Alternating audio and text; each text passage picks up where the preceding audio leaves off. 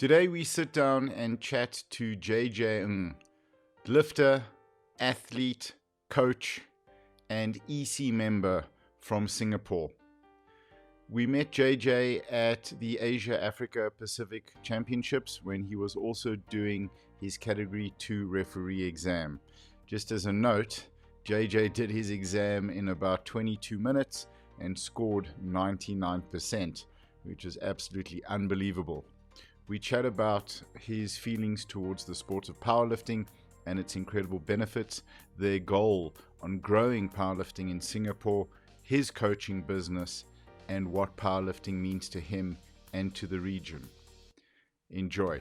Welcome to Coffee and Conversations with Champions. Awesome. So guys, we're chatting to JJ Ng, and he is a powerlifter, a coach, and also on the you're on your EC on your powerlifting Yes. federation. Okay, awesome, cool. Yep. So can you give us a quick intro into who you are and sort of what you do? Tell us a little bit about the gym. I love the gym's name. It's absolutely epic. Right. So my name is JJ. I am a powerlifting coach based out of Singapore. So like Nick mentioned, I'm the vice president of powerlifting Singapore.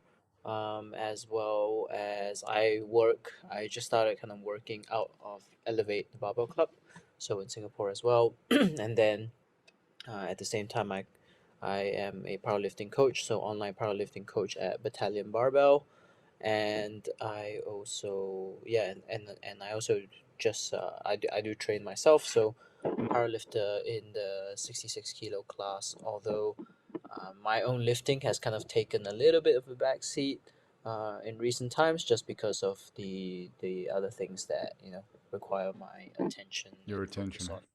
Okay. Yeah, and so I'm still training and training consistently, but just for this period of time, it's not kind of like the forefront or the top priority. So, but I'm still training. Yeah, for sure. Okay, awesome. So just a quick question.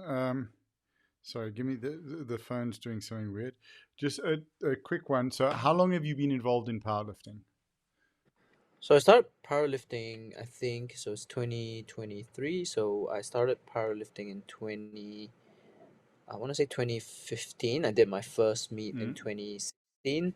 Um, Competed internationally first time in South Africa, um, in 2017, I believe, and Yeah. then In and then from then Potchefstroom. on in Potchefstroom, yes, and then 20, I think I started coaching 2017 up Okay. to uh, well, today, so that's about 6 years of coaching. Come on. How did you Yeah. find the sport? How did you come to powerlifting? So I came into powerlifting because my background was actually in I like sports, like, in general. Mm. So I used to play a lot of football, and I used to also ride a lot of like BMX and ride bikes and stuff. So obviously those are kind of high impact sports. So I actually had a unfortunate knee injury, kind of completely tore my ACL, and then I was Mm. because of that I was spending a lot of time in the gym, just kind of rehabbing the knee, trying to get stronger. And my one of my friends at that time told me, "Hey, you want to try this thing called we'll do like a mock meet in the gym, so we'll just test our squat, bench, Mm. Mm. and deadlift." So I was like, "Yeah, sure, I do those movements."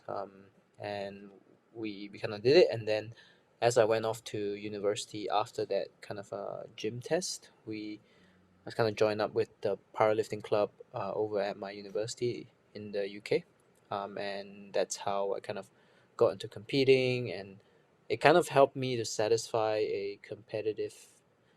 like a competitive urge in me, Right. whereas that I wasn't getting from because I stopped playing football as much. I still play now, like, leisurely, but not Mm. like not competitively or anything.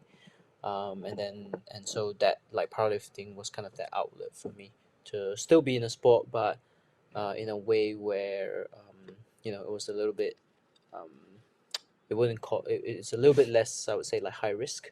Hmm. Not that there aren't like associated injuries in powerlifting and whatnot, but that's how I kind of got into it. Yeah. So I think we spoke briefly about a little bit about your powerlifting career, Mm. sort of starting. Can you give us a little bit more detail and depth on sort of how your careers progress? I mean, you've got to represent your country. You've now got involved on the sort of the official side, the admin side. Mm. So so my own so I started as a I started as a lifter, competed. I actually started competing in university. So at that point of time, I actually didn't represent Singapore. I actually represented the UK. Okay. Yeah, as part of their university team. Mm, So I competed in Poch at the University World Cup. mm, And that was as a lifter in the 59s. And from then on, I think I actually had a very bad experience with my rehydration at the meet in Poch.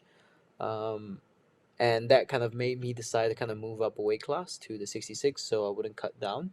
mhm, And then from then on, I would,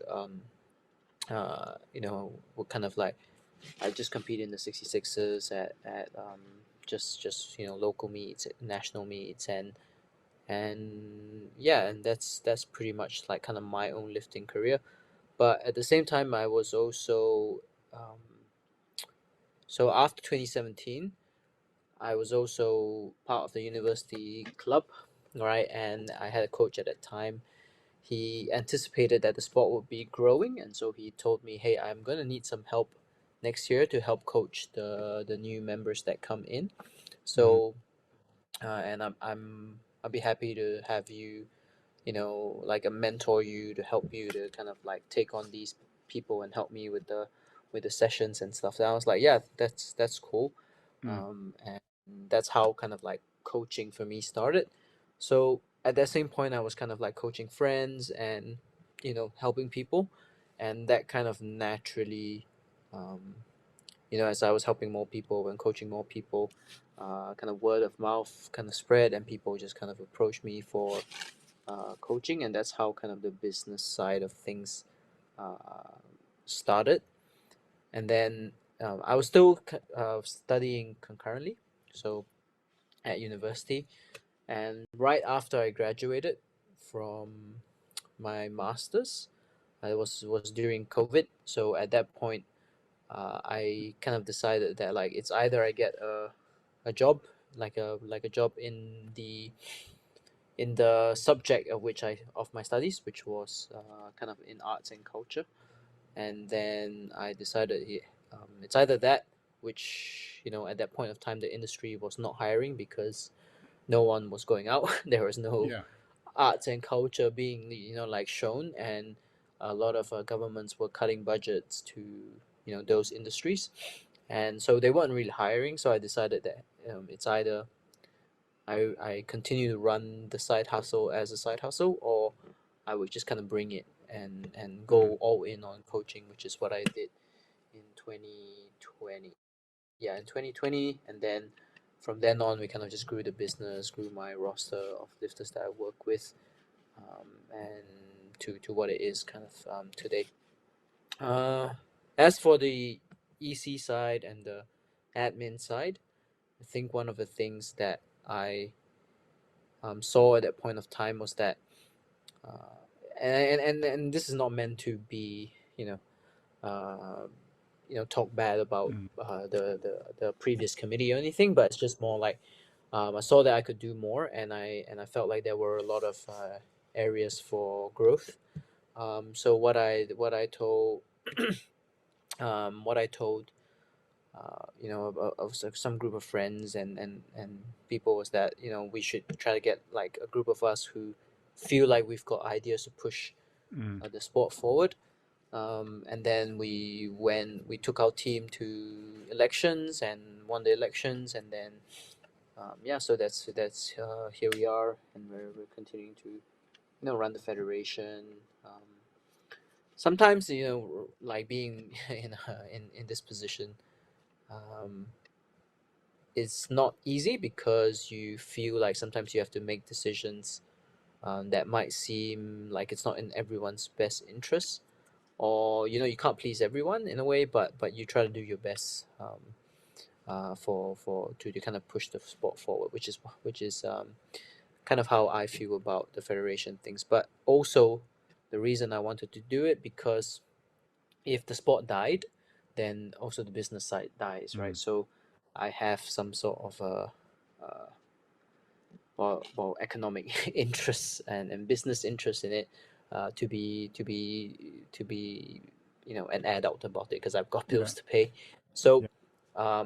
and it also allows, as the sport grows, it also allows coaching to become like a real sustainable job for Mm. not just me, but other coaches as well. So our committee is actually formed, almost everyone on committee coaches. So like we all have, to an extent, business interests, which is great, because everyone's, even though we're technically competitors in the same industry, Mm.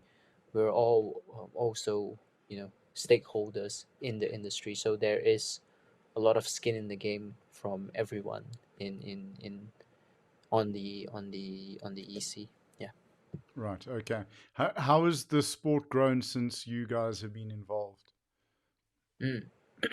um, I would say And I think when we we can talk about from a lifter and a coach's experience as well. So not just in terms of the numbers of those mm, competing, but what's the experience been like? What's the feedback been to you guys? yeah. So um, from a numbers perspective, when we took over, we had 150 members. Hmm. As of, I think, today or yesterday, we had like 420. Sure. Okay. So like we've only taken over for coming up to a year. We took over in August last year, so just about a year. So we've already almost tripled the membership um, in a year, which is exponential, right? Which is Yes. which is huge growth. So I will say, from a lifter and coach's perspective, is that from a coaching perspective, it's really good because the scene's very lively. There are a lot of people interested in the sport, a lot of people coming into the sport, a lot of great talent, Right. a lot of meets to go to. Like we, for a nation that's so small, we've almost had a meet every month now, Wow. and I can say from an EC perspective, it is very tiring. Yeah. Yeah. So uh, like it's quite, I would say that it's quite hectic for Mm. us. But from a coaches and lifters perspective, the feedback has been great.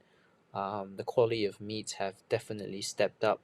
A lot of local gyms have put their name in the hat to run meets, Hmm. um, and they see it as a great opportunity to be part of the scene, attract new customers to come to that through their doors. Also get to know a little bit more of the technicality of the sport. um, but I will say though that I personally feel like we're scaling a little bit too quickly. So next year we'll try to be a little bit less gung ho, I would say, and be a little bit more, pace ourselves a little bit better, I would say. Okay. But so far, for the growth of the sport, it's been really good, because I think from a total membership point of view, I think at the end of this year we would have sent about 25% of our total memberships to overseas competitions, which is I think great, because It's fantastic. um, that's how you get to meet other people. That's how you get Mm. to meet, that's how you get to see the standard of the sport rising as well. Um, and every time I go to these meets, it's always nice to see people in real life, because you always see them on Instagram, or you talk to them, or and you get to meet them in real life, talk to them in person, Hmm. you know, exchange ideas, talk, just like hang out. So it's been really good from a coach's perspective, and at the same time, um, people, I get the chance to work with a lot of international lifters as a result of going to those meets. So I have Mhm. Hong Kong clients, Korean clients, Malaysian clients, British clients, Indonesians, Philippines. So Mhm.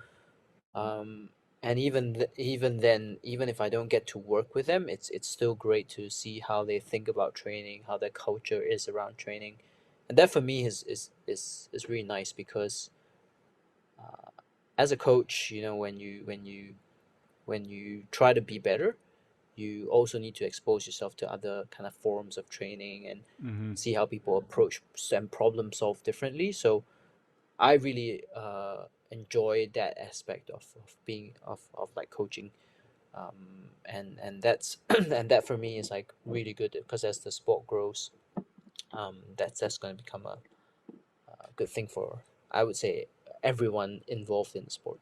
Yeah. Absolutely. I think with you seeing people coming into the sport and maybe being in for 1 or 2 years and competing, what are the benefits that you are seeing that powerlifting is adding to their lives, or what have they shared with you about what the sport means to them, how it's benefited them? Mm, I think for me, I w- I work with a lot of. I will say that for me, I work with a lot of maybe I would say like junior and open lifters. Hmm. So like I would say that one of the things is it definitely gives most of those younger lifters I would say a somewhat, I would say comparatively a healthy outlet. Right. You gotta train the body, you gotta, and it keeps you focused and it keeps you kind of disciplined into a sport, right? Versus you could be, well, there are other things that you can occupy your time Mm. with, and it could be, better and it could be worse. So like Right. I don't know, you could be out there, become like trying to be the next. Like I had a client, he is like in high school and he has already been on working at like labs in the Mm. medical field and like helping with research and stuff like that. So I think that's great, and that's a good use of time. But then I Mm. also have clients who probably just like after school they don't do much, they just sit at home and you know Play video they kind of games. waste, yeah, they play video games or whatever. And not to say that video games are bad, because Yeah. like the video industry is like clearly booming, so if you can be really good, 100%. like why not? But at the same time, it gives them a really productive use of their time. Yeah. And I always believe that if you have good control of your body, like your physical Mm. body, you also will gain the skills to have a good, awareness and control of like your habits, Hmm. your own ability to focus on something and do all these kind of things. So I think overall that's one of the good things about powerlifting. But in my own personal coaching, I think one of the things is I try to be a good example. Hmm. Try to be an inspiration to other people in just the way that I work. Right, I like I wouldn't want anyone to you know mimic me or anything, but I would say that in the way I work, in the way I run the federation, I hope that people use uh, that as a drive for whatever their goals are, Hmm. and pursue it with the same amount of like passion and drive and as I do. And I think that is one of the things that from a feedback perspective, people, even younger coaches at like APAC or whatever, they say that it's kind of they see what I do, and they say it's kind of amazing that you're like wearing so many hats and you're still being able to help us younger coaches out. So I think that's one of the main benefits. We don't just think about lifter development, but also coaching development, Mm. and a lot of people can you can gain a lot out of the sport even if you're not a lifter. I would say, Yeah. and I think even with running like exco stuff or like the federation stuff, just giving teaching some of the volunteers like how to coordinate logistics, how to coordinate different aspects of the federations. Like those are soft skills that you can use in any line of work, and I think that's great. It doesn't Mm, just need to be from the lifting itself. 100%. You mentioned sort of working with guys in school, junior open lifters. If you had parents that are listening to this, Mm. what would you say to the parents? Maybe the kids aren't that physical, and they're trying to get them to do something physical. Why should they pick powerlifting as a sport? Why should they get hold of you and say, "Hey, want to send you our kids"? Mm. Well, why I would say why I pick powerlifting is because um, well, I would say that first of all, it's something that you can do by yourself. It's very contingent on yourself. Like, say, for Hmm. example, if you were to say, I wanted to play football, right? Or I wanted to play like basketball. I mean, you could technically play basketball yourself, but Yeah, but um, you don't want to be that guy in the basketball court on your own. yeah, yeah, Great and it's shot. like it's like there's so many like there's so many like other sports. It might be Mm, contingent on other like having someone else be there or having a team or having whereas uh with powerlifting you can actually pick it up yourself, mm, go like and you can actually train at your own time in a way that you enjoy. There are loads of resources online, and I would say that the learning curve is not as high as many other mm, sports. But additional to that is that it's not just about learning curve, but also this sense of like objectivity, because 70 kilos is 70 kilos is 70 kilos, right? yeah. Whereas like it's very hard to determine, say like if you're playing another sport, with that level of objectivity, that you're actually getting better. So say for Yes. example, you might play on a football team, right? How do you know you're not just being carried by the rest of the team, Mm, or how do you know you're actually improving as a player? It's very hard unless you have an eye for things. Whereas in powerlifting, it's like if you lift the next 5 kilos, then objectively speaking, you're better. And I think just having a little bit more objective metrics in mm, people's lives can be quite a nice thing to have, quite a nice level of certainty to have. And if they're coming into the sport, that is something that is very trackable.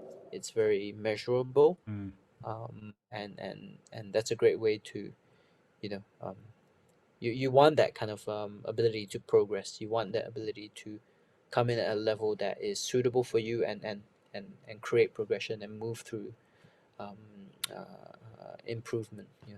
100%. Yeah. And So yeah, yeah. great way to teach delayed gratification to, Yeah. younger people. Great way to teach having to work towards a goal because, as you said, the success is progressive. And it proves that you have to work hard to get somewhere. Yeah, and best of all, as you said, there's no luck in the sport. The weight doesn't Mm. move on its own. There's no lucky bounce. There's no someone carrying you on the shot. It's you and that bar. There is zero luck in that, which is Yeah. awesome. So tell us a little bit about sort of your gym, your practice. Sort of what you do, and how Mm. do people find you? So my coaching is at Battalion Barbell. So Mm, you can just go to www dot mm-hmm. battalionbarbell.com. So that's where it is, like battalion as in the army battalion. So Very why cool it's called name. battalion? It's Yeah. why it's called battalion is because it's a battalion is a group of people striving Mm-hmm. towards a single outcome, a single goal. So that's what the kind of thing that we want to kind of foster within our own coaching business. Even though it's online, even though it's a very kind of high contact where we're talking to our lifters basically like every day. Like Mm-hmm. some I have lifters who probably speak to me more than they probably text their own partners. or their wives and stuff like that, or like I've had wives who've told me like you literally like every time he texts he's on his phone is probably talking to you, so like that's like a like funny anecdotes to speak Yeah. about. So it's a very high. Well, I like to run it quite Mm, in quite a high contact way because I feel like you don't want to have too long a delay between sessions mm, and feedback so that people can actually implement the feedback quickly. mm-hmm. That's how I run it. And our my gym in Singapore was not really my gym. I just started kind of helping them out and then started Mm, working there. It's fun. It's funnily enough ran by the president of Powerlifting Singapore. So we we're well, I would say we there have been more recent powerlifting gyms coming up and stuff, mm, but we were one of the first few. And I think if people are coming to Singapore, they would that would definitely be the space in which they uh, that will come out if they Google kind of like right. powerlifting gym or whatever. Yeah, so like we it's not a big space. It's not a big space. Mm, Um, we have, but everything's kind of competition spec. Um, yeah, and we have just a nice little community there where uh, people train together, they travel mm. together, they uh, meet their partners. Whether or not that's necessarily a good thing is each to each their own, but Yeah. at the same time kind of like We a have nice to little save community. that story for our next chat. Absolutely. Yeah. Yeah. Yeah, so my I work there, I work the shifts there, I man the Mm-hmm. I like to think of myself as a member but also a glorified receptionist. So um But and then receptionist, you know exactly what's going on with everyone, everywhere, and everything, and yeah, that's the way to yeah. do it. Yeah. And people sometimes they try not to let me know too many things because they know that I'm on the EC, so they'll probably be like, okay, like we probably shouldn't speak about this because if JJ knows, then he'll have to like his hands are tied. He'll have to like Yeah. talk to us, give us like athlete discipline things, possibly ban us even. So like I don't want to know what you're doing in your free time, man. Sometimes it's better not to know. Not to know Uh, exactly. yeah, and then um, at the same time, I kind of coach. I do in person sessions, but most of my clients are online, so Mm-hmm. I do most of the sessions online. Okay, So which awesome. is great because I can when I travel for competitions, I can work anywhere. There's Yeah, no absolutely. That, yeah and you were working hard at the comp, huh? yeah. I So, had my phone. I had my yeah, phone taken away from me. did you? Yeah, because you know how there's that the 20-minute break. Yeah, So I was working, replying clients, and then we were sat in the chair, and I think we were like 2 minutes to go. And then one of the APF execs were like, uh, "You want to put your phone here? Like, put your phone here for the for the session." So I was yeah. like, it's kind of like in school where you have your phones taken from you. So yeah, that happened to one of the sessions. I thought it was funny, but I didn't really mind it too much. Yeah, Yeah, listen, I mean, all in good humor. So, yeah. no, awesome. Man. So, where do you want to see the sport of powerlifting going in Singapore, and I suppose in your region as well? I think being on Mm, the EC, you're speaking to other ECs as well from different mm, regions and different countries. yeah. So I think that where I see the sport is that I would hope that it continues to grow, Mm-hmm. but my own personal interests lie in, I would say, like coaching and like Mm-hmm. um, coaching like everyone, but generally I really enjoy the nerdier bits of it. So like really getting to work with higher level lifters Mm-hmm. from Singapore, around the region, and how can we um, both as ECs and both as coaches, try to push that needle forward. So Right. um, so on my end as a coach, I try to make content, do seminars regionally to kind of bring Mm-hmm. up that level, and then on many other fronts, within the neighboring countries, so like Malaysia, Mm-hmm. Philippines, Indonesia, Thailand.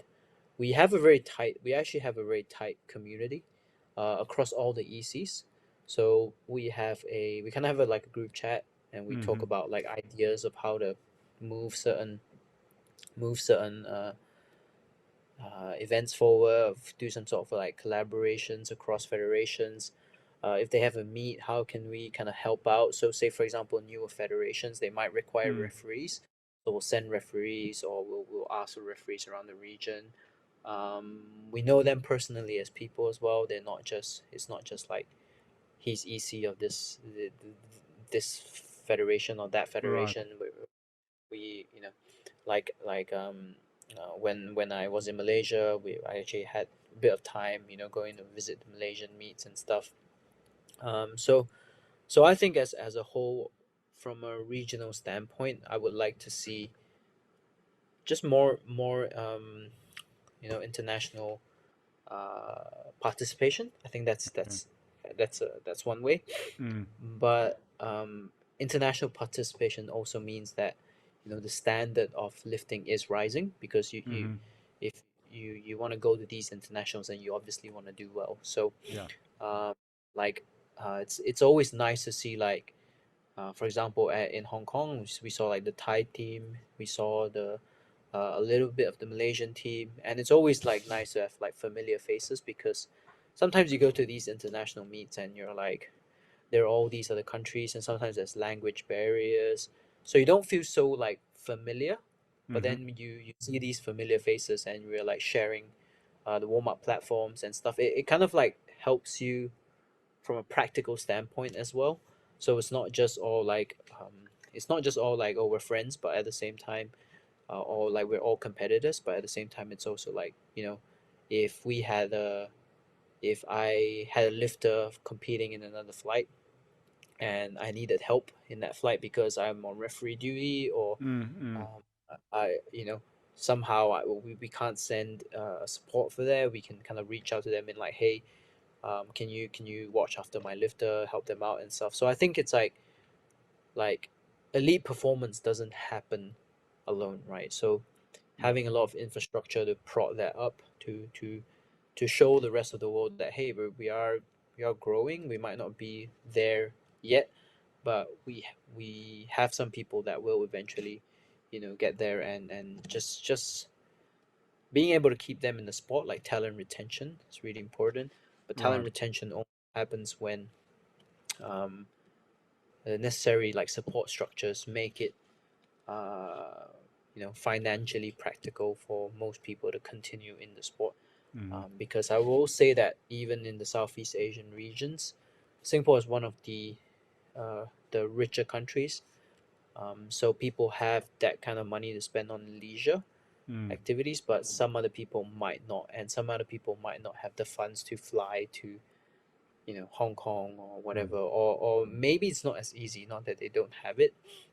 Like if they went to the international competition, they probably need to find money for someone else, for their family some other way, and Mm. with no work, second job. So I think that a lot of these things, as long as if we can find a way as a community to kind of like lower that barrier to international participation, and uh, push people that deserve to be on those stages there, then I think we will be able to see the sport move forward. And as the it's kind of like you kind of need a little bit of like a people to carry the entire sport Mm. forward. So as the tip of it, it's kind of like a peloton in a way. Yeah. Like someone needs to kind of like go into the headwind, and Mm. then people have the momentum to kind of follow through with it. So that's how I think about the sport. Obviously, not everyone thinks about it that way. Some people prefer to do it from the grassroots up, so Mm-hmm. getting more people in, going towards like say schools, talking about the sport, so on and so forth. But the way I see it and the way that aligns most with, I guess, my own personal interest is like really coaching at that Mm. at a higher and Exactly. higher level. Yeah, yeah. You So that's you've how. got. Oh, sorry. Yeah. No, no, that's Oh, cool. So you've got the regional bench press championships coming up soon, huh? mm, yeah. I think so. Asians, right? Yeah, Yeah. So I think in yeah. Japan, are you competing? Are you taking some athletes through? So Or are you funny thing going? is, That's just bench press. no. I'm kidding. So so so I think like Japan is a great place Mm, to go for. They've got great um history of like great bench press, a great mm, uh, training heritage in that sense. But I think a lot of our what's coming up for us right now locally is our open nationals, so our national competitions, our national championships. So mm-hmm. that's where the most of the focus is Okay. on. And our next international will likely be the regional powerlifting championship, so like the Asian championships Okay. in KL, Mm-hmm. and in Malaysia. And when we fly out there, we know all the things I talk about, like those neighboring ECs and stuff. Mm. It will feel like we're just going to visit family in a way. Yeah, so that's really nice. I think that's Awesome. something that I treasure a lot, because different ECs will have different struggles. So just having um, that camaraderie in a way. We when we go to their meets, it doesn't feel like um, we're just going to an international competition. It feels like we're Mm. going to visit someone else's event, Yeah. and we'll do our best to help that event thrive. So it could mean one of the things that we are doing is we probably because you guys have a spotter and loader team, right? Yeah. Yeah, so we are trying to bring up our own, and Okay. during the Awesome. Asian, we will send our team over there to help with some of the sessions. Okay. And we will obviously send our referees, and we'll kind of render them as much help as they need for them to run a smooth competitions. Whereas, say for example, if it was in some sort in West, say like Western Asia, we Mm. might not be as familiar, so it would feel a little bit harder um, Okay. to support them, not just because we don't know them, but also because from possibly a language Mm-hmm. barrier, and also the cost of flights and stuff like that. So it's gonna be a little bit more challenging in that sense. Not impossible, because there's still loads. I believe there's still loads people can do, but it'll be a lot easier at the regionals this time because it's so close to home. Right. Okay. 100%. I think the thread that I'm getting from the conversation is the wonderful support within the community and the value of the community. I think that's not something that we find on such a level with other sports. And I think that's something Yeah. very special with powerlifting. The friendships that are formed, as you said, you're becoming friends with someone on Instagram and chatting, meeting them in person, and the next thing you're helping them load their warm-up weights and and helping them on platform potentially. So it's a very cool thing, huh? Mm. Yeah. Absolutely. Absolutely. Absolutely. All right. Dude, I want to say thank you so much for your time. I really appreciate it, and Thank you for having me. thank you for sharing the knowledge. I look forward to chatting again soon, catching up Mm. further as well. And just it's about growing the sport. That's why we're doing this. You know, Yeah. um, Where's your next meet? sorry, our next meet. Mm. We have our equipped championships down in Port Elizabeth in I think Mm. at the end of this month, and then Romania for the juniors. So Are you gonna be in Romania? yeah, that's the plan. Yeah, So I'll see you there. hey, oh serious, I'll see you there. Yeah, dude, I'll hold see you there. hold on a second. Need I to do one of will. these. Yeah, yeah. Right? So I will be in That's Romania. epic. I won't be there for the full duration, but Okay. I'm sure I'll catch you. We'll see. Absolutely. Uh, I think my athlete Cap's lifting, and I can't wait for you to meet Cap as well.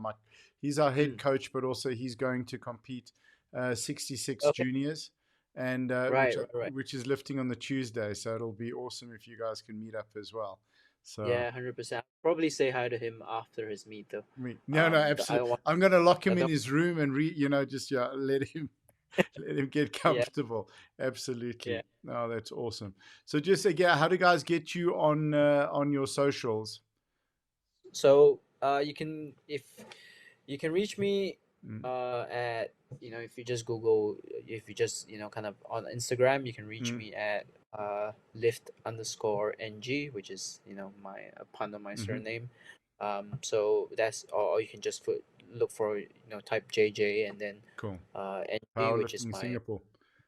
yeah. And you can get us at Powerlifting. You can, if you're looking for me via Mm, Powerlifting Singapore, yeah, you can also do that, or you can reach me at my coaching Instagram yeah. page, which is Battalion Barbell. Barbell. So Okay, epic. yeah, Yeah, yeah, so all of this. if guys are looking to train, and whether it's in Singapore or online, they can get in touch. And Yeah. yeah, that's going to be awesome, man. All right, very cool. Dude, All right. again, thank Thank you you. so much. Thanks for your time. I'm going to end the recording now, and then we'll just chat quickly as well, because I want to ask you Yeah. who else we can bully into chatting with us. Okay.